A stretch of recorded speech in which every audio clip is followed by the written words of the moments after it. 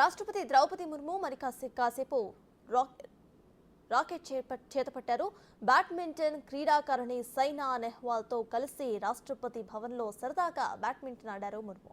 ఆరోగ్యకరమైన జీవన విధానం కోసం ఆటలు ఆడాలంటూ చిన్నారులకు రాష్ట్రపతి సందేశం ఇచ్చారు.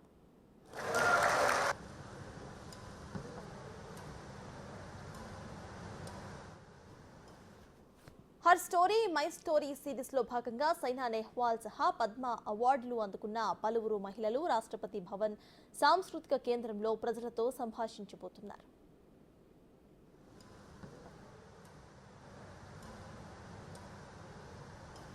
మహిళా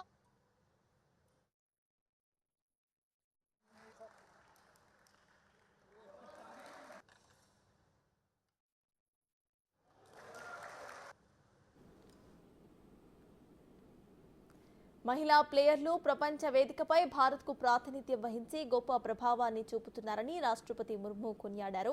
బ్యాడ్మింటన్